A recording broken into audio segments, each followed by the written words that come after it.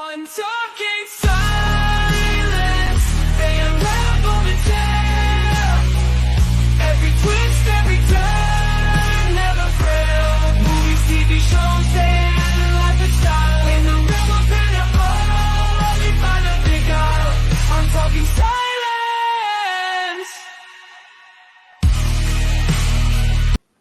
Ladies and gentlemen, welcome to episode 1 of Talking Silence. I'm one-third of your co-host. My name is Ryan Cam. Thank you all so much for tuning in. I'm joined by one-third of the Small Talk podcast from 3D Movie Cinema. It's Jacob Collins. And making his channel debut, so glad to have him finally on. I don't know how the directions work still. It's Jason, the old millennial. Jason, how are you? Hey, good. Yeah, I'm so happy you guys asked me to come on. I was like, yeah, I definitely love to collaborate with you guys. So what this series is going to be, it's going to be a limited series where we're going to be reviewing all the movies and the TV show with Hannibal Lecter in it. Everyone's favorite cannibal, so to speak. But starting tonight, we're going to be reviewing Manhunter from 1986, directed by Michael Mann. Next week, we're going to be talking about Silence of the Lambs, and then Hannibal, then Hannibal Rising, and then Red Dragon, or I think I may have Red Dragon, then Hannibal Rising. Yeah. See, that's why I've got these guys. They keep me straight. And then we'll be diving into the Hannibal TV show starring Mads Mikkelsen, which is a show that I've started but have never finished. So I am especially looking forward to talking about that show because from what I have seen and heard from others, it is fantastic. So I'm looking forward to that. But it is so good.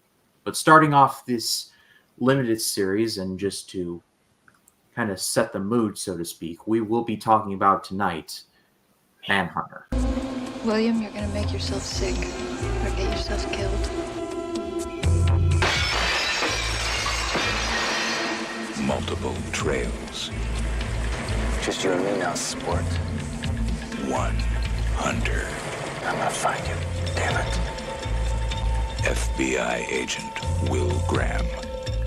Manhunter. Former FBI profiler Will Graham returns to service to pursue a deranged serial killer dubbed the Tooth Fairy. So, yeah. Manhunter was released in the year 1986. It was directed by Michael Mann, who would go on later on to direct movies like Heat, among others. And it starred William Peterson, Kim Greist, Joan Allen, and Brian Cox as Dr. Lecter for about 3 scenes, 2-3 scenes, give or take. Yeah, roughly. He is barely in the movie, but we will cross that bridge. And his name is spelled wrong too. His name is spelled Hannibal instead of with the C. It's Hannibal Lecter with a K. I'm like, with a K. Lector, and it threw me off so much. I'm like, why is his name that?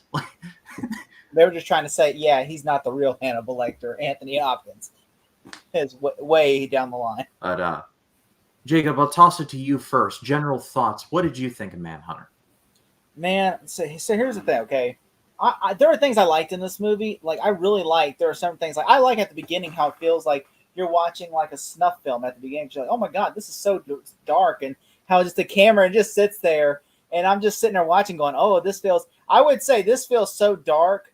And it feels like you're watching a snuff film. But then I made Ryan watch the Poughkeepsie tapes. And if you watch the Poughkeepsie tapes, Jason, this whole movie, the whole Red Dragon stuff is like the Care Bears compared to the Poughkeepsie tapes. Oh, yeah.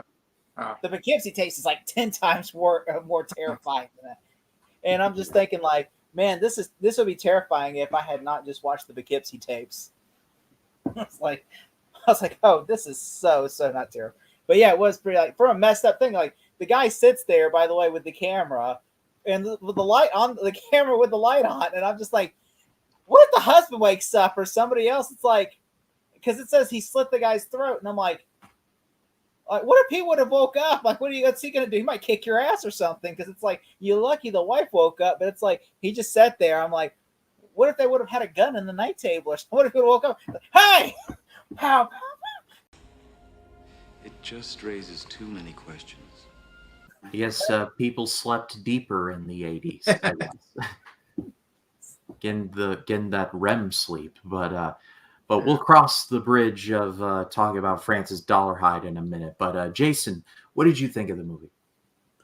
Well, for me, it was a very slow-paced movie, very slow-moving, and not a lot of thrills or action till the second half. I would say the first half of the movie, I thought not a lot happened.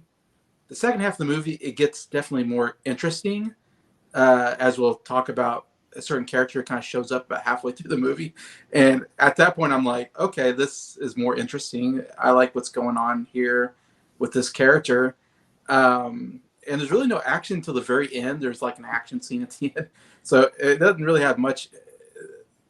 I would say, yeah, the scenes with the one character are definitely got some intensity to it, but it felt like it lacked the thrills I was expecting out of this movie, considering we all know Silence of the Lambs and what happens in that movie. And this just fails in comparison. I think it's interesting how this movie was directed, because it literally starts off like with what Jacob talked about with the camcorder scene and the very deep sleepers, but then it smash cuts to Dr. Graham, who is pretty much retired at this point. He put away Lecter and then is like, all right, that's the I'm not topping that, and so he's retired. There's a part of me that kind of wanted to see like the manhunt, for lack of a better word, like to find Lecter, I guess. And this is based on the series of novels by Thomas Harris, so they had to work with the books. But there's a part of me that, like, they talk about how much it taxed on Will Graham to like try and find Dr. Lecter, and is like, I don't know, I kind of personally wanted to see that, I guess. And from what I understand, the Hannibal TV show goes into a little more of that, and I can't wait to get into that. But I feel like with this movie, it would have been interesting if they. Oh yeah. The scene, honestly, is my favorite of the movie. Is when Dr. Graham is explaining to his son like how he had to get into the mental headspace of one of Hannibal Lecter's victims, and then when he attacked him, like he could fight back. And like it was described so well. I honestly wanted to see that, I guess. I think sometimes less is more. Like the fact is that you can just imagine that scene, so you don't really have to see it, because it's kind of like in Logan, how like they're describing the X Mansion, everybody dying at the X Mansion and everything. So yeah, we could have seen that, but I think it's more emotionally impacted that you hear about that rather than you see it. Because then see like, oh, it's cool, but like it's not as impactful compared to if you just hear about like, oh my god, this happened, this was so messed up, and this. And so I think that's why I think sometimes less is more. Now I will say, Brian Cox is Hannibal Lecter. Did you know that they were actually they literally, Brian Cox was not even the first choice. Like the first choice was the director of The Exorcist, William Friedkin. Is what Michael Mann wanted as Hannibal Lecter. Like Friedkin himself? Yes, he wanted him as the director, and they said in the studio was like, "Can we get an actor?" I looked that up. I'm like, "What?" William Friedkin, the director. On IMDb, it says that he wanted William Friedkin, the director, as Hannibal Lecter, because nobody knew this character was going to be as big as he was until after Silence of the Lambs. Yeah. So it's like, oh, this little one way character, and then he's like, "Yeah, he can. My cousin could do this character." Like no one figured out how to spell the dude's name. He's only like, yeah. What was the book? Cannibal. Do you have a book? The book is spelled right. Like it's spelled like everybody else spells it.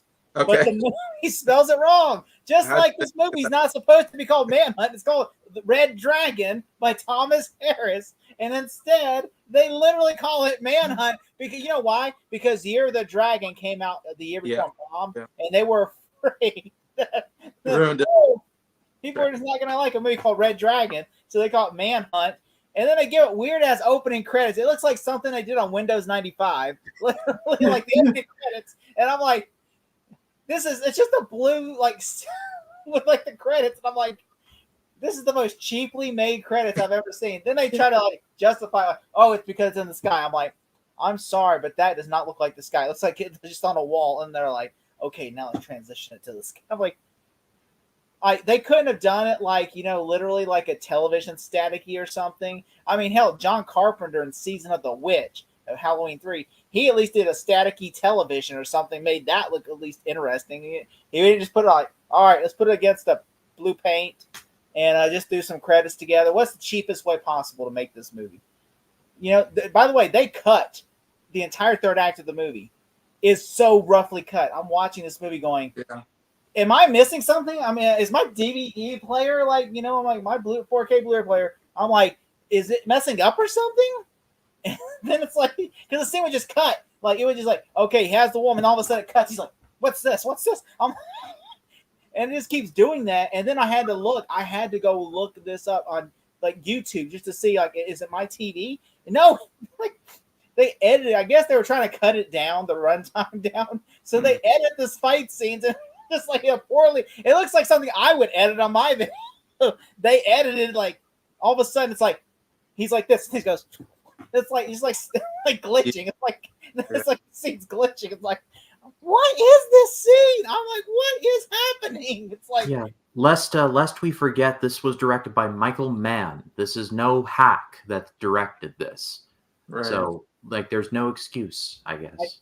From what I understand, I think what happened was they ran out of money for the end of the movie, and so they were just trying to, like, that's why there's no cops or nothing. That's why it all takes place in the house, because in the book it's completely different.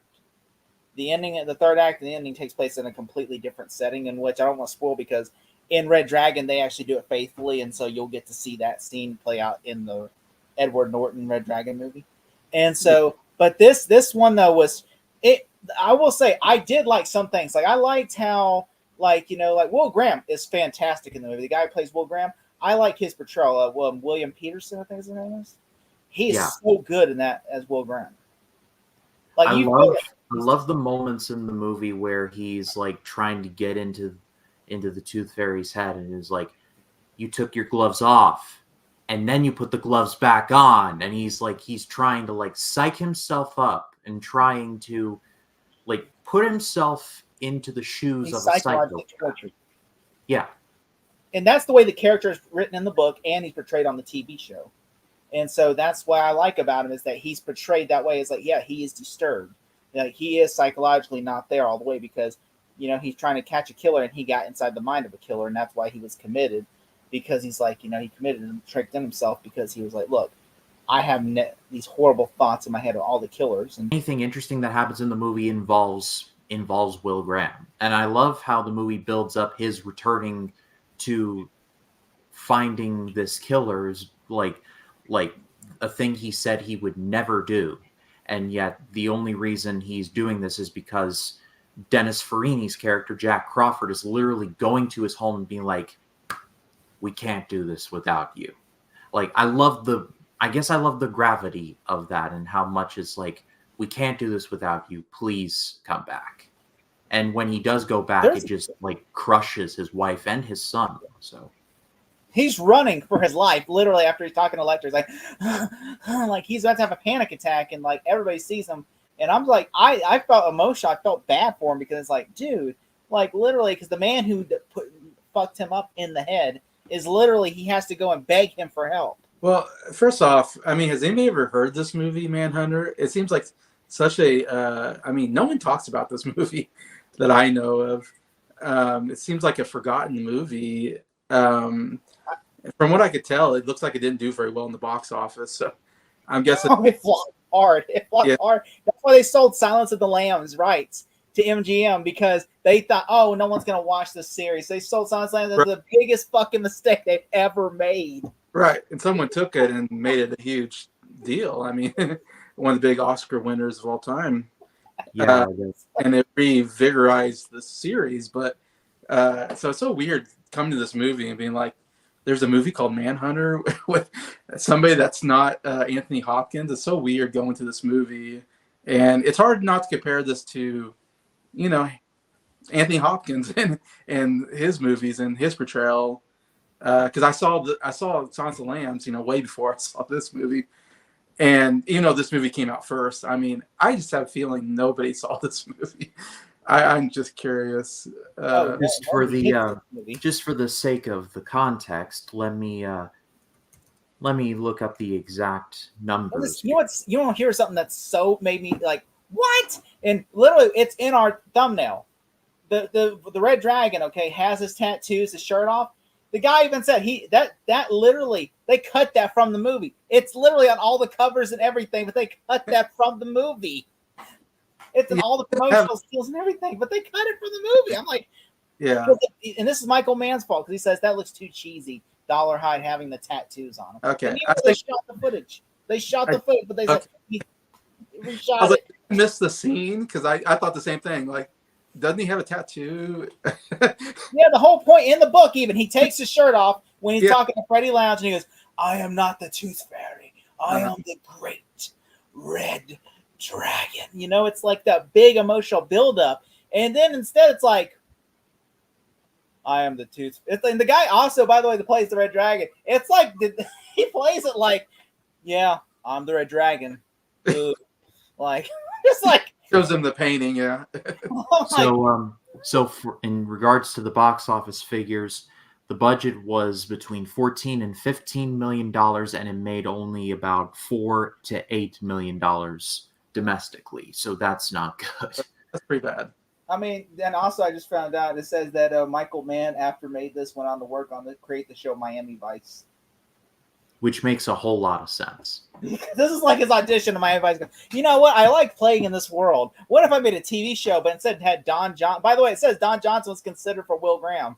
It makes total sense. This is like literally just like you wanted to make a cop show, but this is like the only you turned the. I guarantee. I've never read what the author thought of this. I guarantee you hated this movie. I guarantee. Because it butchers his characters, every character, except for Will Graham. I think Will Graham's the only character that gets right in the movie. Every character that was like Hannibal Lecter is just like so, like, he just plays it like, yeah, I'm messed up, but whatever. Like, the Tooth Fairy, I think, is the most misplaced character in this movie because he literally acts as if this is not even like his thing. It's like, yeah, you think I'm gay, don't you? Yeah, I'm like, I'm going to bite your face now. I'm like, just give this some acting. Like, I mean, there are some scenes where he's better, but like the whole scene with Freddie Lounge in the chair, I'm like, both of them are acting like as if this is inconvenience for them. Like he's just like usually he's like, oh my God, don't kill me. Instead he's like, don't kill me, man. Don't kill me, man. Honestly,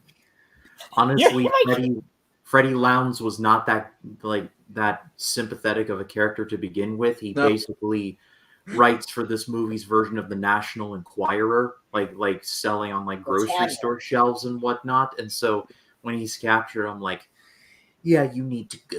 And sure enough, he goes out in like the grandest way possible for this movie, strapped to a wheelchair and set on fire, which legit made me like, whoa, for a movie like this, there's no way. And sure enough.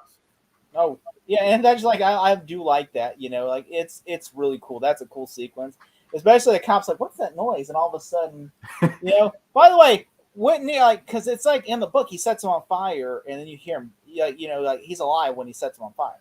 Mm-hmm. When you hear him go, ah! Or maybe he was dead already, and then somehow was set on fire. No, because in the book he's still alive when Will Graham goes to the hospital. And like he speaks to Will Graham, and then that's when he dies. And then he dies. Okay. So I'm like, so he was still alive, you know. And I'm just like, yeah. By the way, I read the book, so I know like the movie and the books. So that's I was like, there's no way it makes sense though. It's like, you know, it's like it just looks like. By the way, it's a dummy. By the way, it's even cooler in Red Dragon. By the way, that scene is even cooler in Red Dragon because they actually set a stuntman on fire, which I think that's even cooler. Which this one I will say though. There are some things I do like in this movie. Like I do like that Dollarhide uses stockings over his face. Yeah, you know? yeah. Because it does look like it's weird. And I do like the whole sequence with the blind girl. Like he falls in love because that does make it sense. Okay, he's a serial killer who wants to be loved, and he's falling in love, so he doesn't want to kill anymore. But then he's like, I might still kill. You know, it's like, and then the only thing I thought was stupid is he looks and he's like, she's gonna kiss him. She's gonna kiss him. Yeah. And all of a sudden, it's like, if you would have turned your ass around and looked, you would have saw what happened. Instead, you're just like, you really he conveniently looked away and went and started destroying his dashboard. And I was like, I will say, what do you say?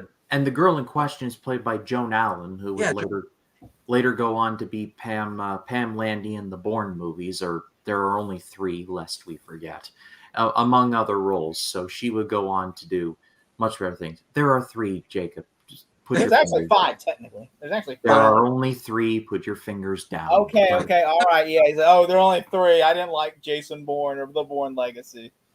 they're okay, but in my head canon, it's only a trilogy. But But yeah, I will say, I did like the tiger scene, because that was a real tiger. They actually brought in the real tiger handler, and the guy who was the doctor is the real handler. And they actually really put it down, put it to sleep for dental work. Actually, and they were actually telling the truth. That's dental work. And then in the book, though, she does the same thing, only because she's a sexually frustrated person. She grabs the tiger's balls. You what? Which I'm glad they don't use that in the movie, because I'm glad too. because I'm like, Thomas Harris sometimes has some weird ideas, and that was one of the weird ideas. And I'm just like, okay. And they're talking about how they want Hill. I like how, if you see the shot, it's so beautifully shot, because they're both sitting on two different chairs. They're sitting in both the chair, and then it's like in the middle, and then you see the sunset in the middle with them too, and it almost emphasizes they're on two different sides of their interest for Will.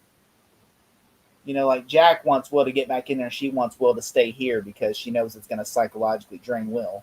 And I like how the shot, you could tell in that shot Michael Mann set up that the two shots look so good, because I'm like, oh, that looks okay. That's an interesting shot. And I will say, I laughed my ass off when Will was sleeping with the pictures open on the plane. He's just like, Gosh. I mean, he's dreaming about his wife. He's like, just the dead people. Like, I was like, why would you do that on a plane? Oh, man. I mean, Wi-Fi was not a thing. So, I know. I was so Look at these disturbing pictures on the plane next to this kid. how Will does not get in trouble, I will never understand. Like, he doesn't Yeah. like, sir, why are you looking Sir? at these photos? Yeah. Like, it's for work. And I'm like, call the There could be some questions. By the way, that was a real plane they shot on too. They shot on the real plane. They rented a charter plane or whatever, and then basically they had everybody on the plane. They both was extras, and then of course that was all scripted. But then the flight crew and the pilot was not in on it. So basically, that scene was a real true. So that was a real flight attendant. Wow. And they had like a little tiny camera hidden so they could capture them. And I'm just like, so that was a real. Imagine her be like, oh my god. Like, If I was on the plane, I think I'd be asking questions myself and be like, what's going on here? I mean, at least it was just like dead bodies. I mean, it wasn't like something like sexual, like in nature, Right. in a way, because it's like, I just thought it was so funny. Because I'm like, oh, he's dreaming about happy, and all of a sudden pictures. I'm like, that. I was like laughing so hysterical. I was like, that actually was funny, because it's like, I will say I do like the scenes with Will and Hannibal, because Hannibal's just torching him, and I like how Hannibal gives his address out. Like that scene when Jack is on the phone, he goes, we found out what the letter means. And I'm like, what does it mean? He goes, look, before you get mad, I took care of it already. He goes, what does it say? He goes, he gave me your home address. He said, kill them all and save yourself. And he's like, well, just gets up. I'm like, you're literally in a different state. They're like in Hawaii. You're like literally in like Florida. Like, come on, man. Like, there's no way they can get to you. You're not going to get to them in time. But anyway, I do like that. Like, it kind of makes you think, like, is the killer there? They're playing cat and mouse because, Lecter, I think, knows that they went through his cell. And I think he kind of figures, like, yeah, they know. Yeah. But, like, I think Lecter did that, like, on purpose, like, let him find out because he wanted, like, because he wants revenge. He's like, look, you put me here, so I am told him to kill your family. Yeah, to get even with us. And I think that is pretty cool that Lecter, I just wish he would have beat the shit out of Lecter. Like, I wish they would have had a scene where they tell the guards take a cigarette break, and then Jack is right there. He goes, you got 5 minutes. And then Will just grabs him and just starts hitting him as hard as he can. Says, you put my family in danger. I'm going to kill you, motherfucker. And he's like, I should kill you and end your misery right now. But I think he wouldn't because Hannibal probably could win. Because Hannibal Lecter is a psychotic serial killer. So right. It's like Anthony Hopkins, I think, would probably kill this Will Graham easily. He's He's like, yeah, come in here. Because all I had to do is kill you and then kill Jack, and then I could walk right out of here. Yeah. He's like, it's not that hard. I will say the third act is really cool too. Whatever, like the kill, like he literally, the Tooth Fairy is just playing this music. And it's just like scene sits there. It just sits there, and he's just sitting there like waiting. He's just waiting to kill, and he's just literally waiting. It's just so creepy. And I like the third act, how it sits there. I was thinking, oh, he's going to take his shirt off, isn't he? And he's going to be the Red Dragon. I'm like, oh, he's going to show his tattoos, and it does. I was like, come on. I was hoping that Will and Hannibal would fight, or not Will and Hannibal, Will and the Red Dragon will fight like he'd just be, because apparently he's the T-1000 or T-800, because Will jumps through the freaking glass full speed, and he doesn't have a concussion, and all of a sudden the guy catches him by the throat. And I'm like, is he the T-800 or something? How the hell is that possible? He catches him like this and goes, he throws him. I'm like, and then all of a sudden he just goes Terminator 1 on the cops. He goes, bam, bam. Yeah, didn't do a very good job. I tell you right now. I'm like, Are you a friend of Sarah? James Cameron would like a word with you, Michael, man. James Cameron's like, this seems very, Brian, cue the Spider-Man 3 clip. Similar. We do that on Small Tots. There's something similar. I will say that, I do like that, they're writing the article and Will runs around just trying to catch the Red Dragon. He's like coming, which I'm like, there's no way he's that stupid. Because, no, if you're walking, the guy you're after is walking. I was thinking there's no way he's going to show up and just try to kill you. He's not that stupid. I do wish they would have had more Red Dragon, because he does not show up until like halfway through the movie. Oh, it's halfway through. Yeah. Like, he's 55 minutes until he shows up in this movie. Yeah. And you're just like, and some of the acting is poor in that with Freddie Lounge, which I already talked about. I just felt like that was some issues I had with the movie. And also, like, Will contaminates like some evidence in this movie, by the way. Like, he literally contaminates, like, he's literally grabbing the sheets, doing this. I'm like, dude, you're contaminating the sheets, man. Like, they need that, because you know what? You could be in, because your fingerprints are on that. Right. They need this, and I'm just thinking, I do like, though, how, like, it's like, oh, he's trying to figure it out and everything. They figure it out by, I forget how they figured it out what the Red Dragon was again. Like, they literally saw, like, on the tapes. They looked on the tapes or whatever? It was an elaborate thing where it was, he used like a specific brand of like film and got it developed at a certain place in St. Louis. It was a trend throughout the movie where like Lecter and the Tooth Fairy would communicate with each other through the personal ads in a newspaper, which would never happen today, which is a very 80s thing. I feel like oh, in the tabloids, like it felt like weirdly like Men in Black, in Men in Black where Tommy Lee Jones's character is Agent K, where K is like, let's take a look at the hot sheets, and then he goes to like National Enquirer and is like, these are the hot sheets, and he's like, yeah, read the New York Times if you want. They get something right every once in a while. Really, it's like we catch him. Just like how they were trying to capture him in the magazine. They're like, oh, Hannibal must read the magazine. And I'm just like, yeah. You think like literally he's going to use a magazine, and they're like, we're going to tell the killer to come here. And it's like, oh, he does. Turns out that's not our facts were off.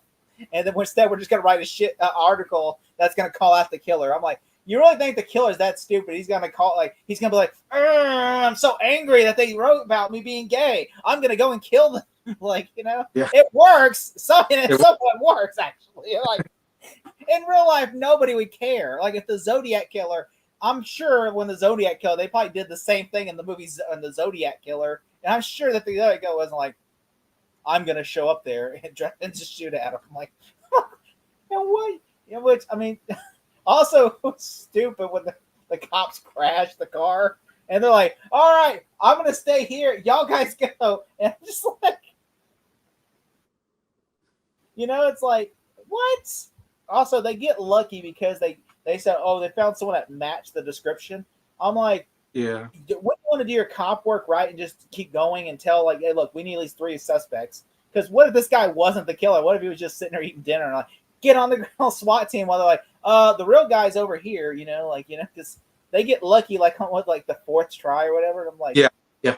And what world is that, like, accurate? Because obviously I'm sure that there's more people that that it would be like it'd take him like 3 hours. And by the way, he just sits there and tortures that lady. I'm just like, he's like, I'm just like, I thought this was I thought it was an interesting movie for a cop movie, but I just felt like it was a very disappointing. Yeah, it felt like they were trying to make something more artsy out of it. When is like look at how we can make this movie look, and it's like the movie looks really pretty. But if you look at something like, say, Silence of the Lambs, which we'll talk about next week, that movie looks really nice, but is also super creepy and way more effective than anything in Manhunter, like by a significant, like a lot. I mean, like the Tooth Fairy's whole intimidation tactic is like wear some pantyhose on his head and like hang up like a couple of like beach photos. Like I'm sure that's scary to somebody, but like I don't know. It was a weird. Sand? Are you like Darth Vader? Do you hate sand like I do? Well, it is coarse, rough, and irritating, and it does get everywhere. But that's neither here nor there. I'm just saying. He sits there and plays the music because he's like, I was like, you're so terrifying. You're fucking with a blind person. Like, how terrifying are you? You're fucking like, it's literally like the big. He's like, he's not really that evil. Like, if you did not know what he did, the crimes of the families he killed, you would just think he's just a fucking dick, is what I would say, because he's literally just going, gotcha, and then he runs away. He runs away. Runs over here, and then he goes, gotcha, runs over here. I'm like, I mean, you're just fucking with that person. Well, you're not scary. You're just like, it's literally like this the Batman 66 Riddler. You're just going around going, shout out to Frank Gorshin, but he doesn't become scary until like the lights go out. Then he becomes the Arnold Schwarzenegger from Terminator, the T-800. Then he's like, okay, do. It's like, what direction? I want to be on a fly on the wall and just hear that direction that the director gave him. Says, okay, you're just like a crazy, like the Riddler, the Joker from 66 Adam West Batman. And then once the lights go out, you're Terminator. Just like, all right, I got the direction. All right. I'm just like, I mean, literally, especially, and then in the scene with him in Lounge, he's just like, I am the Red Dragon. Fear me. I am so scary. And then he goes, I'm going to try to bite your lips up. I'm not totally kissing you at all. I'm just like, give like, just come on, guys. Like, at least act. Like I said, it feels like they were doing a blocking scene, and then all of a sudden, the director's like, you know what? We got it. We're good.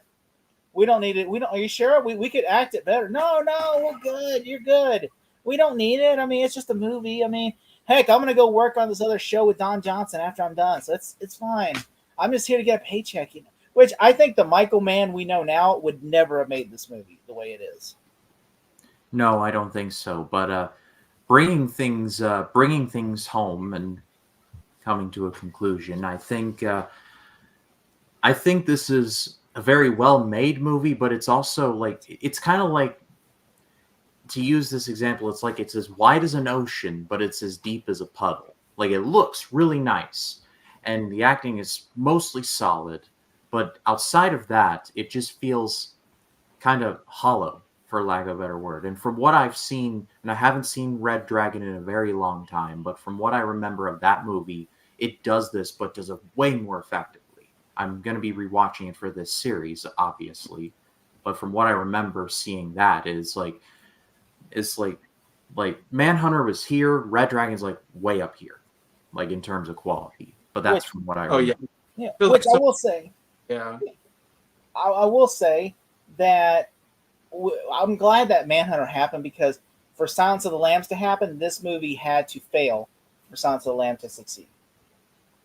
Yeah, and like Jacob brought up, Dino De Laurentiis, who produced this movie, actually gave Orion Pictures the rights to Silence of the Lambs for free, because he was like, we own it, so like let's just let him have it. What's the worst that could happen? And then Silence of the Lambs won Best Picture, Best Actor, Best Actress, and a few other Oscars that are escaping me. Dino De Laurentiis is like, Just banging his head against the glass, going, "No!" And Dino De Laurentiis is like, I made an enormous mistake. I made an enormous mistake. But out of 10 Lecter masks, Jason, what would you give it 1 to 10? 1 to 10. I mean, I'd give it probably like a 6. All right, Jacob, what about you? Oh, well, this movie's like a 10. No, this movie, I will say, they has some good ideas, but I just think this movie's poorly executed in a movie. And I'm just saying, I would not rewatch this anytime soon. No.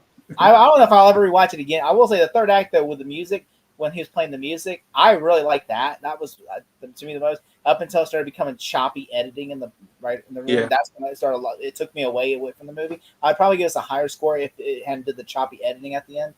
But I will say probably a 5 out of 10. Yeah, it was badly edited, in my opinion, the movie, badly paced. And this is coming from Michael Mann. I feel like there's a lack of a musical score. The whole time I was thinking, shouldn't there be some tense music during this part? And I feel like 80s beat music you put on your MP3 player. Like, No, this is the score to this movie. Yeah.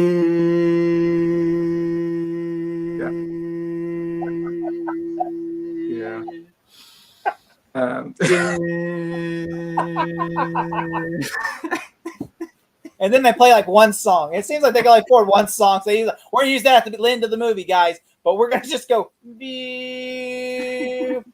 it just. And Gotta was the song they played at the end, which was a pretty good song to play. I forgot what song. Like, I think it's a hippie song. Like, boom, boom, boom, boom, boom, boom, boom, boom, boom, boom. Yeah. It kind of works. It works. The song works.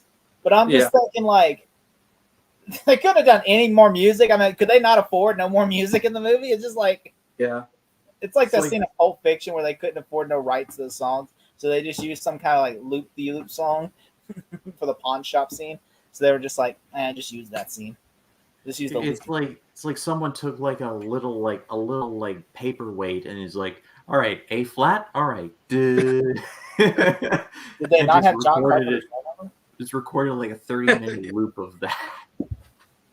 I would have called John Carpenter and said, "Hey, look, man, you're a great composer. You could do it with nothing. You could score a great movie because he scored Halloween with nothing. You would think that he could score this movie 100 times better than it. I guarantee the movie had a great score then. It would at least had a good score. I'm just thinking this time, whoever scored this movie was just like, all right, I could score the movie. Just give me like 5 days.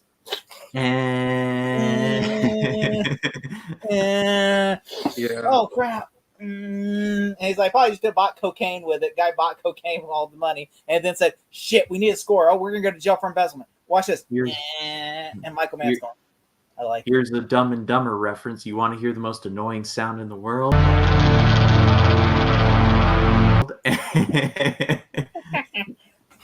Me and put that score in post. But I'm going to side with Jacob. I'm going to go 5. There are genuinely some good things here. Oh, I thought you liked it. I did. I still do, but for me it's like it's very much like it's kind of mid for me. There's good stuff and I think I've done a good job acknowledging that. But overall is like it's a poor adaptation of the book. Yeah, that's my point. Yeah. It's like Dragon Ball Evolution of Hannibal. Let's not go that far. That movie is just an abomination. It's the last Airbender of the anime. And all right, that's very good actor too. But it felt like he was definitely doing the intellectual part. Like he did feel smart, but he was missing like the menacing part that Anthony Hopkins put in the role that made you scared of the character. I was never scared of Lecter. He was just okay.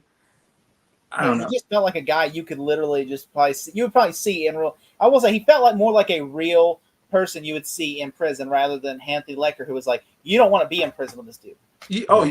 There's a glass in front of you and you're still scared of the guy. That's what was so crazy. This guy, I'm like, I could probably kick his ass. I mean, this like, guy's just in a jail. Yeah. You're like there's the first scene we see of Hopkins in Silence of the Lambs, he's standing in the middle of the cell. Like he's just been waiting for this all day. Yeah. Oh, it's creepy as heck. Yeah. Yeah. I mean, I just think that.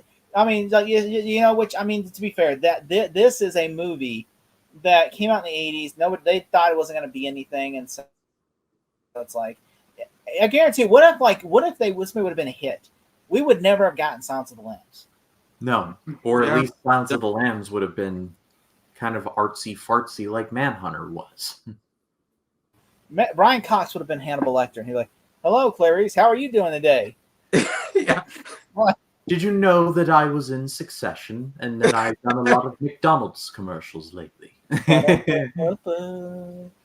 Well, like Michael Mann wasn't really a big director, I don't think, at this point. I was looking at his discography. Pre-Miami Vice, right? This is pre-Vice, right? Yeah. Because he got out Well, of that. It's like 6 years later, he does like The Last of Mohicans, which is a big hit. And then 3 years later after that, he does Heat, which is considered like this great big movie for him. That's a swan song. Yeah. And then my favorite's Collateral. He does that later, and I think that's his best I love movie. Collateral. Like, Collateral was good, okay? Now, I will say, I just think this one was this is like his bastard film, like everybody has that bastard film.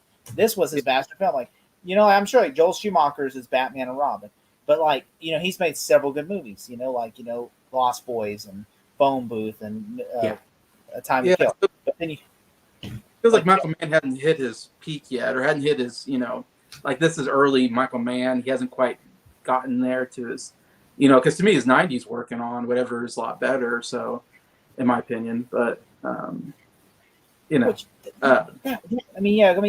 why I felt bad, because it's like, this isn't like he directed this after he made like Heat. It wasn't like after Heat went and made it. Then we could like complain more. Say, you literally just made a great film, and then you make this. I feel like this was like pre-Miami Vice Michael Mann, so it's like, I'm sure he wishes he could have changed a lot of things in this film.